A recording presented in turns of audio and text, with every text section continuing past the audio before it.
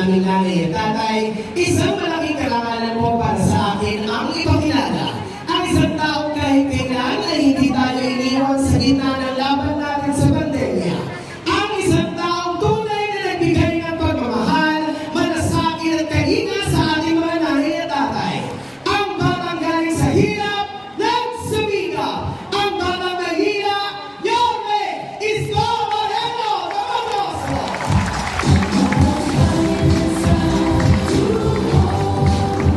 Opo po kayo. Hi!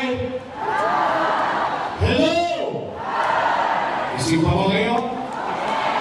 Oh, masarap matulog ngayon. Oh, siesta, nasa aircon. Para kayo nanonood ng sine. Kaya lang live show. O sige, tingnan natin kung sino ang pinakagising ngayon. Tingnan natin na. Doon sa courting. Sa balcony. Diyan nagdidil eh. Pag gusto mo maka-score sa Nobia mo. Sige, kayo na sa taas. Hi! Hello! Malakas. Tingnan natin kung mas malakas pa kayo dito sa baba. Ito yung pag-contain na lang ang pera mo sa pamasahe. Orchestra na lang. Dito sa baba. Hi! Hello! Gising na gising ang mga lolo-lolo mo. Sige, taas na kamay, taas na kamay. Ingat-ingat! Hello. Magandang araw. Good afternoon. Maraming salamat sa inyo at inunlakan ninyo ang aming pamilya. Bagamat alam ko, marami kayong gawain sa bahay. At binigay niyo ang oras nyo sa amin. Kaya naman, mga nanay ko, mga tatay ko, mga lolo-lolo ko, manatag kayo. Hindi namin sasayangin ang araw ninyo. Wala kayong maririnig ng mga panira dito. Dahil mabigat ang bilin ko sa Yorme's Choice. Ang sabi ko sa kanila, "Hoy, maayos kayo. Yung ulaw, pinuntahan na kayo. Binigyan na rin ng oras. Huwag nyo nang sayangin. Kung kayo'y tatakbo at first time, sabihin na lang kung ano ang gagawin ninyo. Kung kayo naman ay re-electionista, sabihin nyo na lang kung ano ang ginawa ninyo sa loob ng 3 taon. Pagkayari, hayaan natin ang taong bayan ang mahusga. Tama po ba? May masakit na salita ba kayo narinig dito? Alam ko, sumakit ang tenga nyo kay Apple Nieto. Huwag mo kayo magkilala. Wala pong depresya sa tenga nyo. Marami pong depresya sa boses ni Apple. Ang may problema, mikropono. Wala sa tono yung mikropono. Kamusta po kayo? Salamat sa Diyos. Opo, alam niyo kung minsan, sa buhay, marami tayong pinoproblema. Marami tayong hinahangat. Marami tayong pinapangarap. Minsan, hindi lang natin napapansin yung pinakamahalaga sa lahat. Yung kaloob na buhay sa atin ng Panginoon. Pagkat bagay na dapat natin yung pagpasalamat, lalo-lalo na kayo. Mga nanay ko, tatay ko, mga lolo-lola ko. Ibrahim ninyo, dumaan tayo sa madilim na bahagi ng buhay natin. Hindi natin inaasahan. Tatakot tayo ng pandemya. Baka tayo'y magutom. Baka tayo'y magkasakit. Ito ang kinakatakot natin. Baka tayo'y mamatay sa infeksyon ng COVID-19. Kaya bagay na sa tingin ko, para sa akin, dapat natin magpasalamat sa Diyos. Dahil magkakasama tayo ngayon sa isang rekto buhay tayong lahat. Nakaraos tayo. Nakatawid tayo. Katulad ng kasabihan ng mga matatanda, habang buhay, may naman. Nay, tay, ako, malapit na.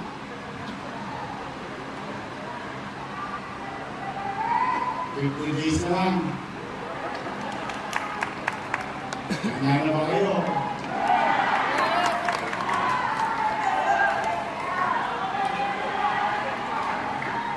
Gusto niyo ba tayo bumalik? Eh, kaya mga Diyos. Alam niyo na pero nag-aalala ako. Dahil itong mga nakaraang buwan, kayo po'y walang narinig sa akin na masakit na salita laban sa kalaban ko. Wala. Nalulungkot lang ako, hindi ko na masukat akalain na ako na ang kanilang naging kalusal.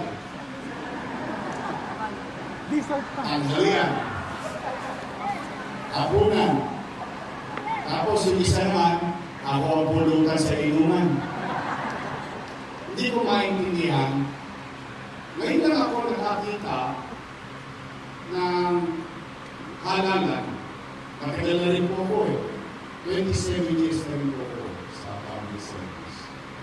Nagsimula po ako 23 anyos. Sariwa. Ngayon, tasing wait na ako. Ngayon ako nakakita na ang nakaupo, sinisiraan yung kanyang challenger. Di ba ang normal kayo, matanda na kayo, marami na kayo dinaan ng eleksyon, di ba? Usually, ang naninira, yung challenger. Pero ito, nakukulat ako. Sila itong panay na lang kwento ng hindi maganda at gumagamit ng mga salitang nakasasakit ng damdamin. Mano pa, ang hindi ko maintindihan, bagay na alam nila eh. Dati ko naman sila kasama. Tama. Bakit dati, palakpak sila ng palakpak sa amin? Alam mo, sunod sila na sunod sa akin. Lahat ang ginawa ko, pinagprubahan nila. Hindi ko naman magagawa yun ng mag-isa. Alam naman ninyo ang batas. Kahit gaano makapangyarihan ang alkalde, pag gagawa ng programa, gagawa ng batas. At ang batas, ipapasa sa Konseho ng Maynila na pinamumunuan ng Vice Mayor. Ngayon, nagtataka ko, lahat daw yun ay mali. Mali! Mali!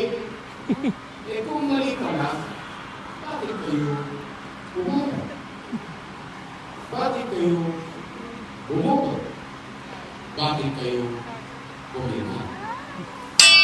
Kaya mga nanay ko, mga tatay ko, nakalulungkot itong halalan nito.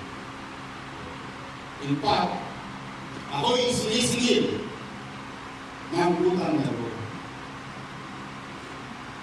Mga nanay ko, mga tatay ko, mga kapatid ko, ni minsan, hindi ko tinigasan ang aking lig. Bakit? Sapagkat naniniwala po ko na hindi ako mabubuhay mag-isa o makakalpas sa kahirapan ng bata ko kung wala akong katulong sa buhay. Una, nanay ko, tatay ko, solo anak ako. Sa lahat ng solo anak, ako ang tanging tagapagmana.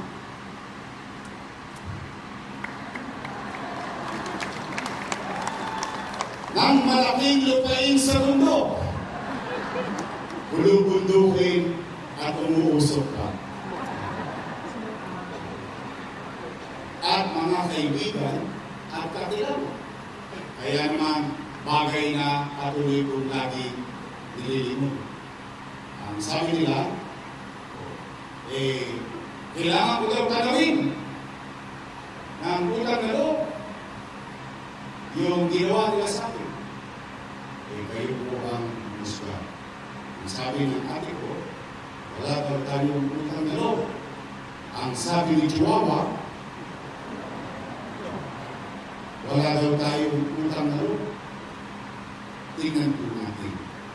At kayo na rin ang musga. Bilang pagtanap ng utang na loob sa kanila. Philip Lacuna.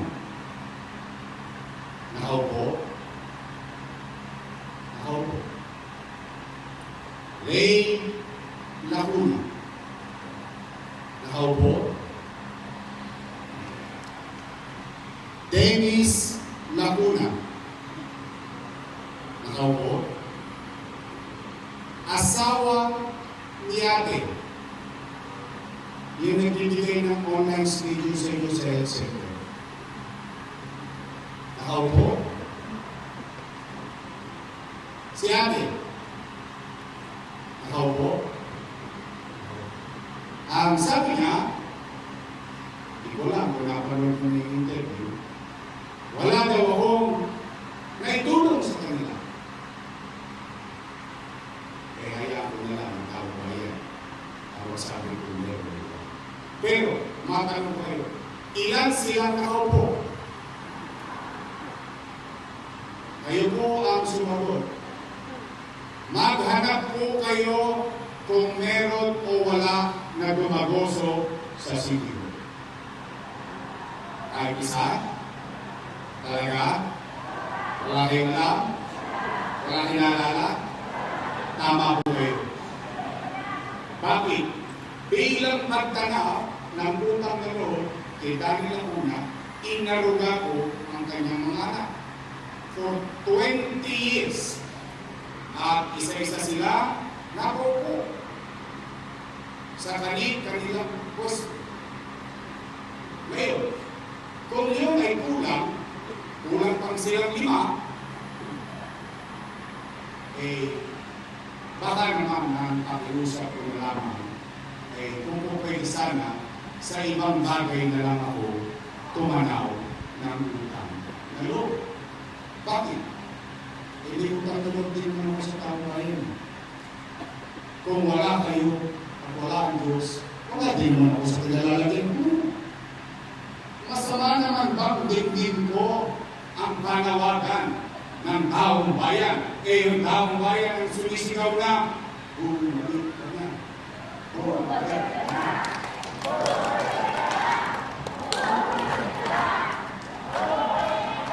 Yung taong bayan sumisigaw na bumalik ka na. Siya sumigaw, okay ka na!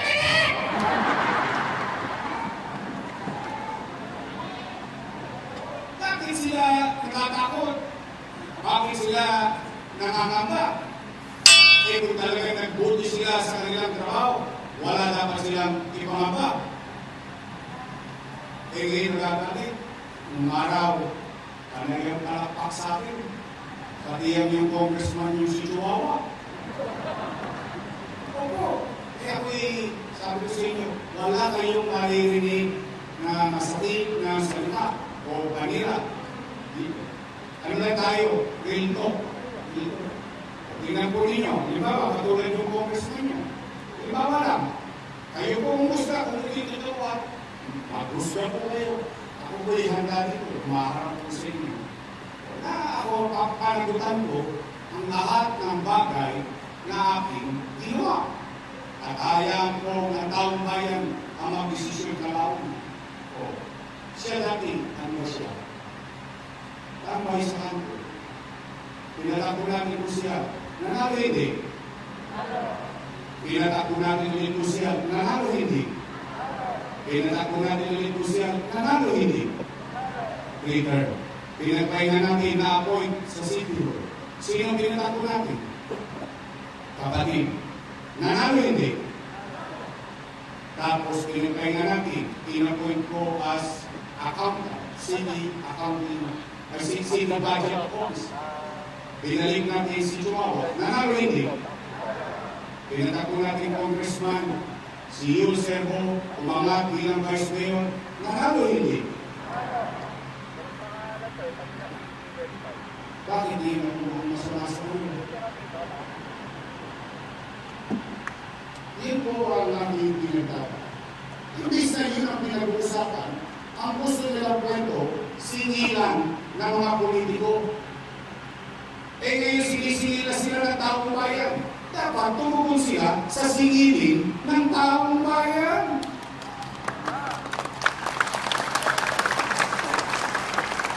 Yung gusto nilang usapan, pampolitiko lang ang makikinabang.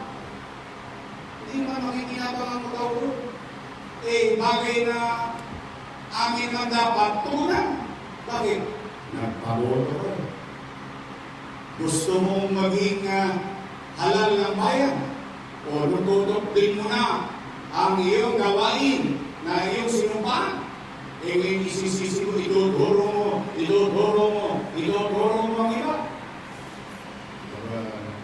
Hindi naman yata tama yun. O yan ang sinasabi nila. Si Yorme, maraming iniwang utang. Narinig niyo yan? Narinig ko yun. O sige, ako naman sabi ko sa inyo, basta ako papanagutan ko ang ginawa ko. Hindi para magkaroon ng iba. Aakuin ko because leaders, as a matter of universal rule, you have to own things that you did. Kailangan akuin ang mga bagay na ginawa mo para sa mga mga magpag-responsable ka sa ginawa mo ngayon. Tingnan natin. Si Yorme, maraming iniwang utang. Gusto niyo malaman na sa ito? Dapat ko. Ay bakit? Pera yun.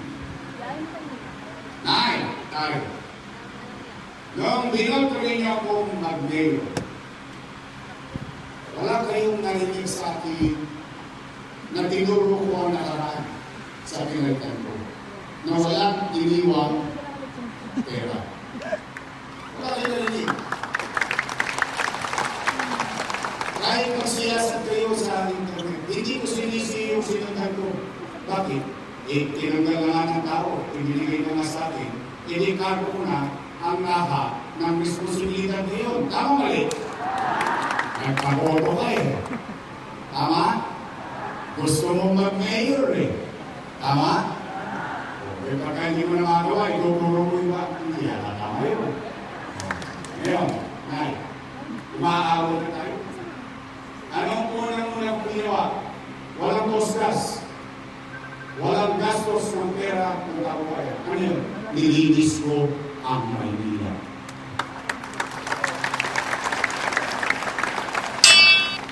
Ano pa? Habang natutulog kayo, naramdaman ninyo ang kapanatagan. Sa himbing ng inyong tulog sa peligro ni Ora, alam ninyo na sa likod ng isipan ninyo, sa kalsada, nandun pa si Yorme, may gobyerno pa sa lungsod ng Maynila. Ano? May tosgas pa yun? Alaws. Wala. Pagod, puyat, pagsisikap lang ang puhunan. Umaangat na tayo. Umaayos na tayo. Unti-unti, sumusunod na ang tao. Nasasanay na sa disiplina. Nasasanay na, nung una para kang, bakit ganun? Parang nagtip. Nung kalamunan, unti-unti ang tao nag-participate sa gobyerno. Kasi naramdaman niya, ay hindi pala ito kawalang bunga. Totoo pala ito. Seryoso pala ang gobyerno na ayusin at magbigay ng kapalagyan sa pamumuhay namin. Umaangat tayong ganyan. Ito na, tumama ang pandemya. Ano ang problema ng pandemya? Ang pandemya, winasak ang ekonomiya ng Maynila, hindi. Ang buong wasak ang ekonomiya, walang hanap buhay. Walang hanap buhay, walang trabaho. Walang trabaho, walang pizza. Walang pizza, walang chicha. Tama mali? Pero, kayo, na mga nakabuhay dito, kayo na lamang ang testigo kasi yung iba'y patay na. Hindi ko naman sila mabuhat sa ilalim. Kayo mga nakabuhay dito. Kaya niyong sabihin at matamo sa ilong ninyong masasabi tayo sa Maynila noong pandemya, walang nagutom sa lungsod ng Maynila. Mas panyangga-nyangga pa. Tama mali. Ngayon ako'y masama. Sila masyadong pinakabahan. Kaya, bakit natin pangungunahan ng taong bayan? Kaya po, mga nanay tatay ko, gusto niyo ba maibalik yung mga bagay na naganap sa lungsod ng Maynila? Ngayon, after everything, tingin ko hindi titigil. Ngayon po alam niyo ba ginagawa ngayon? Naghahagis pa ng papel sa kasada. Dami niya yun. Sa Maynila, naghahagis ng mga papel. Bakit nalulunod sila? Kaya samantalang mga araw, sila ba ang tumatanggap ng food box? Alam nila. O, tingnan natin. Gusto niyo ng kwentong may kwenta?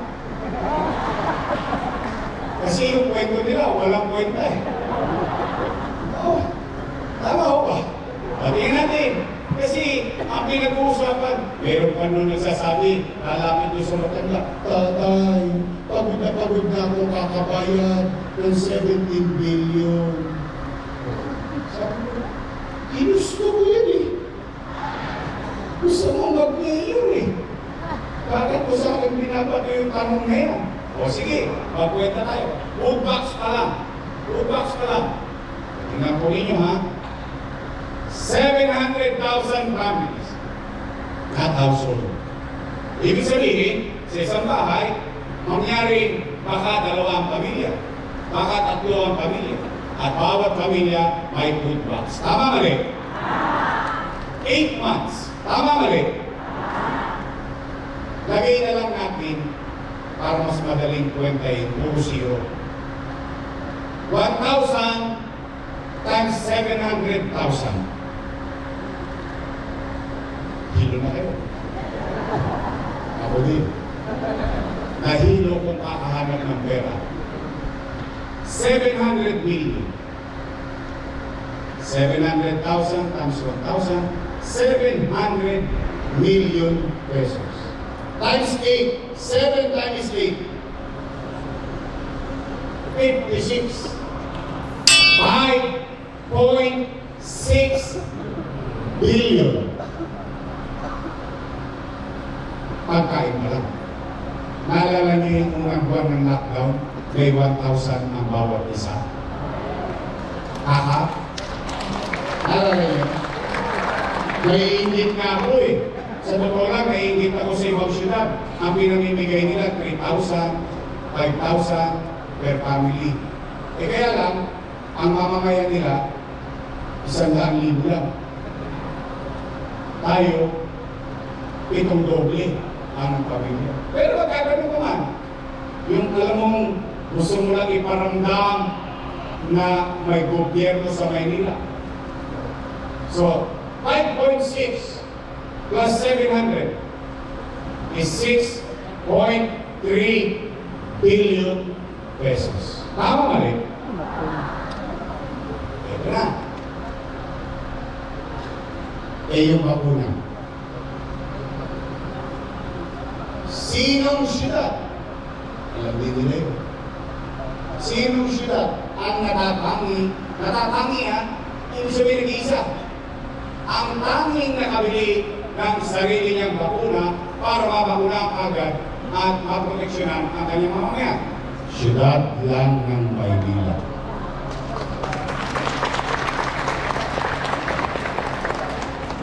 $500 billion, 300 million na COVID hospital.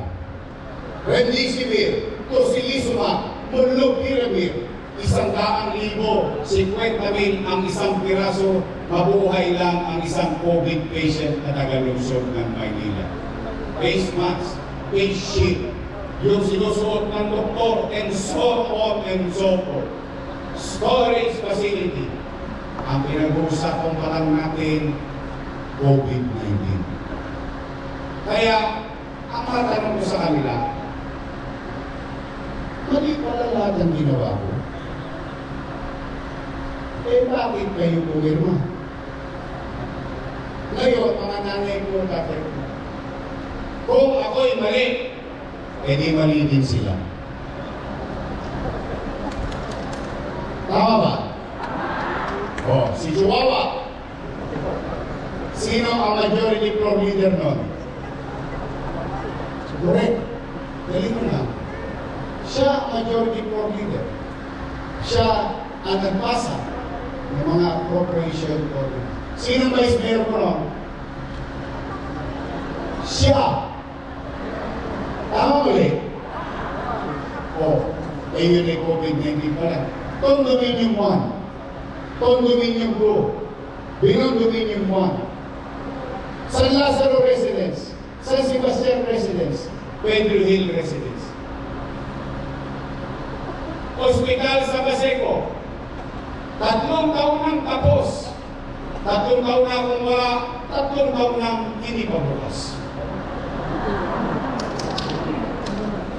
Kung may kaibigan po kayo sa Baseco, ipagtanong po ninyo sa kanila. 3 years na po yan. Baseco Community Townhouses, San Lazaro Residence, Pedro Hill Residence, San Sebastian Residence. Rosauro Almario Elementary School, 10-story fully air-conditioned public school. Manila Science High School, 10-story fully air-conditioned public school. Albert Elementary School, 10-story fully air-conditioned public school. Lahat natapos sa 2 taon. Naiwan ko ang Magsaysay 3 years ago, nasa 5th floor na. 3 years after, hindi pa rin tapos. Tingnan nyo sa Espanya, katabi ng UST. Oh. Bagong ospital ng Maynila, 10-story fully air-conditioned public hospital. Sa air-condition man lang lumamang ka. Yung alam mo, naghihingalo ka na. Hanggang sa huling hininga mo, nakaramdam ka man lang ng ginhawa. Na maparamdam sa iyo na yung natitikman na may pera sa isang pribadong ospital ay matikman mo din. May CT scan machine, may MRI machine. Taas ang kamay na nakagamit na ng CT scan at MRI dito sa ospital ng Maynila. Kapar mo lang. Ngayon 1, 2, 3, 4. At least thank you. May testigo ko, may MRI machine at CT scan machine.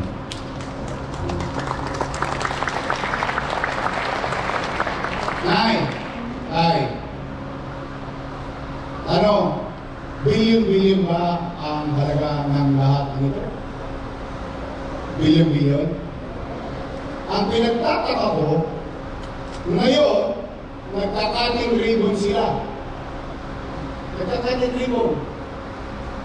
Ang sabi nila, sila daw ang may gawa niya. Pero yung ipinagpagawa niya, na inutang ko, kasalanan ko. Tama ba?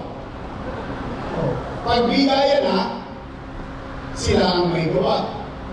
Pero yung basihan kung bakit siya nagawa, ay kasalanan ko. Ito na nakakalala.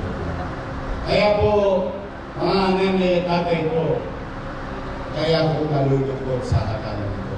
Paano ba? Hindi sana ang sinabi na lang nila kung ano ang ginawa nila sa loob ng 3 taon.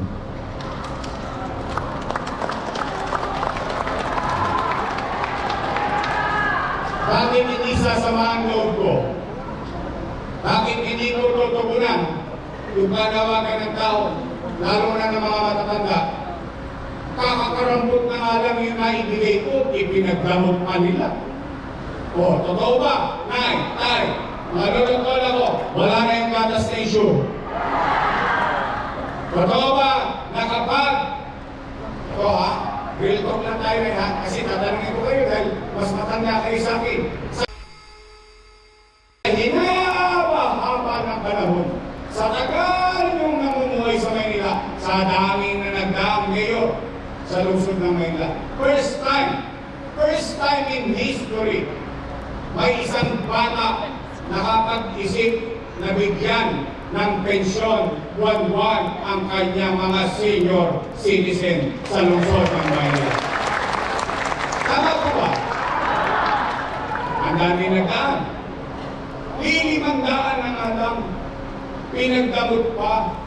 Anong binago nila? Itutuloy ka lang eh. Binago-bago pa.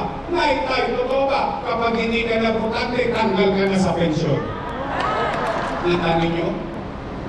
Anong ibig sabihin nila? Kapag wala pa kinabang sa boto, walang pensyon? Mali yun. Kaya nga hindi nyo napansin noong araw, tayo lang ha? Sa national government, meron din pensyon. Kaya lang partikular. Tayo hindi. Mayaman, middle class, mahirap, lahat ng senior citizen, pantay-pantay, may pensyon sa Maynila. Tama ko ba? 500. Bakit mo tatanggalin? Dahil hindi na nakaboboto. Paano kung may sakit?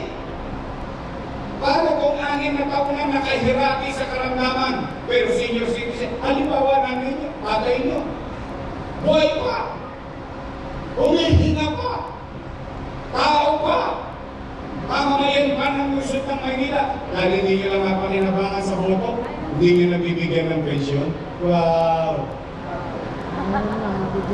Tatanda din sila. Una-una lang yan. Makuna na sila. Handa na ba kayo? Talaga? O real talk. Tatanungin ko lang kayo ulit. Sigurado hindi yung sagot niyo. Gusto niyo ba ako talaga bumalik? Promise? Talaga? Next month? Kumatay na sila? Ayaw mo kayo madisgrasya, ayaw mo sa tuloy. O sige, ito na nga, Nay, huwag kayo magkala, kumanatan kayo. Pagbalik na tayo.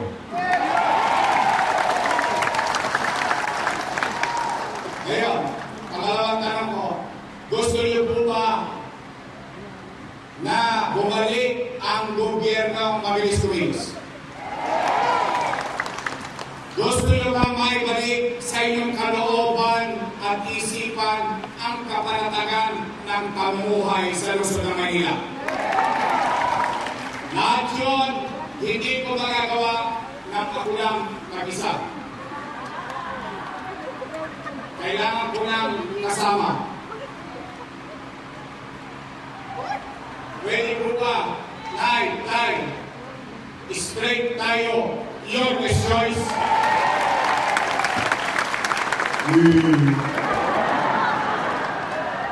Sabi ko, pag-iingat kayo. Kasi, baligtad na ngayon. Dati, ang politiko, nangangako. Kayo ngayon ang nangangako sa akin. Sisigilin ko. Pagtapos ng eleksyon, bibili ako ng debilitaso. Titignan ko yung treated kung may prueba ba. Straight or choice? Tay, ano rin ako? Tutal, dalawa lang naman ang pagpipilihan ninyo. Dalawang group lang. Dalawa lang. Una, your choice. Matamis. Yung kabila, lady's choice. Go. Pwede? Promise? Manino, Bong Alvarez. Robin James. Grace Tagle. Natikman niyo na ba yung cookie niya? Malagis ba? May asin pa? Ang ating minamahal, bigyan natin ng pagkakataon bilang alaala kay Pangulong Duterte. Mocha Puso. Yan, pinagubili sa akin yan ni Digong. Eh siya naman kasi naglingkod din sa national government. Okay, kung gusto niya maglingkod sa tercera distrito. Mocha Puso. Boys, sino mas guwapo? Si Lente o si Tol?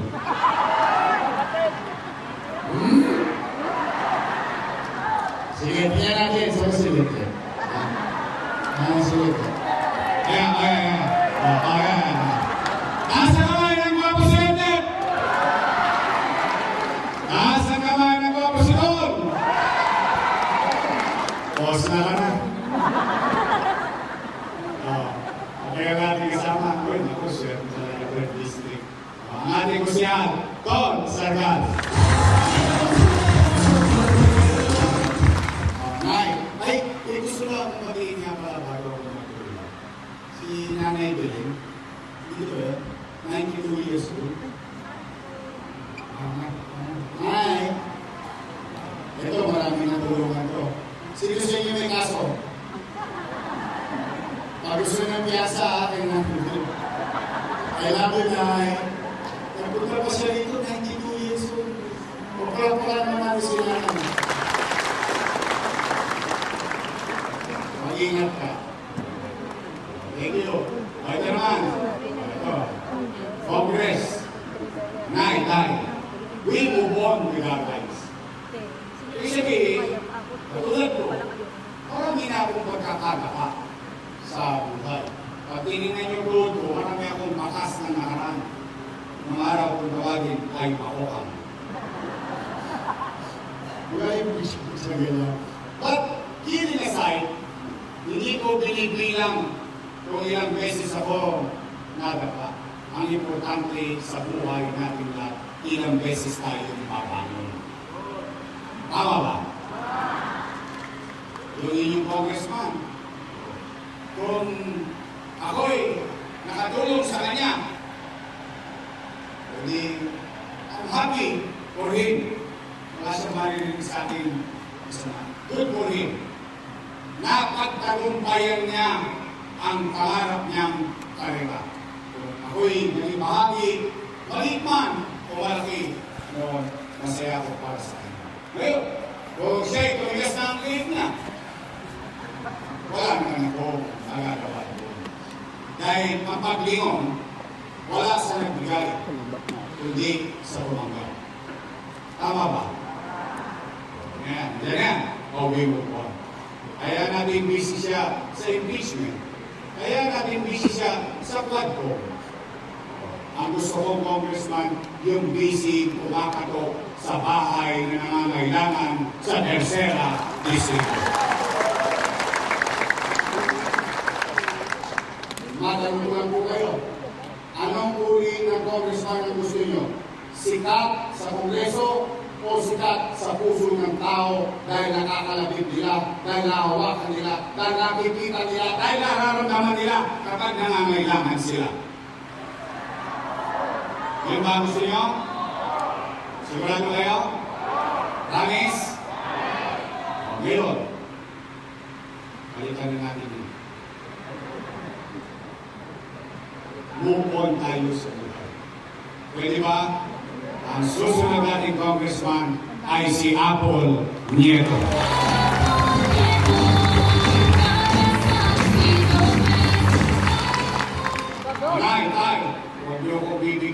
Vice Mayor na kalaban ha.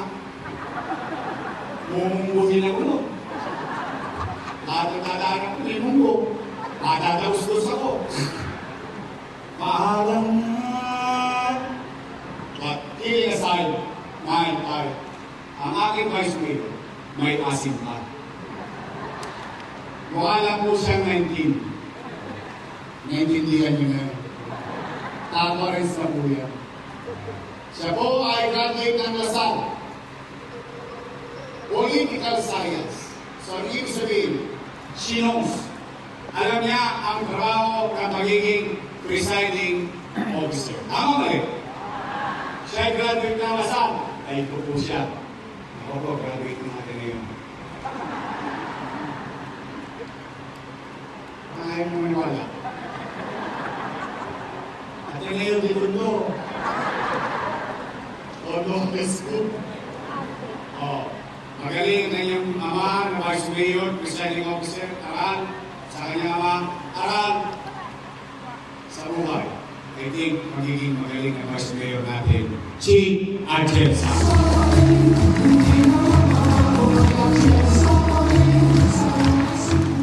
Talaga, straight kayo. Youngest years tayo. Pag-iliri na ako dito, basta dito, pagka may nalibok dito at nagtotolo-tolong yes, okay mo dala, ako na papalo sa pagkila. Ako na ang mananagot sa iyo. Pwede? Kamis? O, uwi na. Tapos na po tayo. O, nakasuli ba kayo? Meron ba kayo narinig ng Manila? Kasi ako, ang pangalan ko, ibabalik ko, MBN. Minimum Basic Needs. Papakay, edukasyon, kalusugan at trabaho. At yun ay pangalayuan, pangmatagalan, kapakinawan na tao. Yung kasalukuyan, nay, nalulog ako. Pumaragay kayo, aalisin ko na ulit ang kalugdutan ng lungsod ng Maynila. We will put things in right order. Yung mga tulongis na yan, na nag-i-snap, nang-hold up, limasin ko naman, hold up lang yun, magawa ng cellphone, and so on and so forth. Huwag kayo magala, 50 days na lang sila. Kakalawitin natin ulit lahat ng tulongis sa Maynila ng kayo habang nasa loob ng bahay. Ang anak ninyo galing sa trabaho, galing sa eskwela, panatag kayo dahil alam ninyo may gobyerno sa Maynila. And together, and I cannot do this alone. I need them. I need you. All of us together, we can make Manila great again. Magandang araw. Pagkalain na lang kayo ng Bongay Kapal. Manila! God first. Thank you very much. Maraming salamat po, Your Isko Moreno Bagoso, patapong Your Best Choice ng Distrito 3. Muli Barangay Ite, Your Isko Moreno Bagoso and Vice Mayor Chi Atienza, Congresswoman Apple Nieto, Councilor Bob Amales, Councilor Ronnie G. Cruz, at kayo po sa may ko na po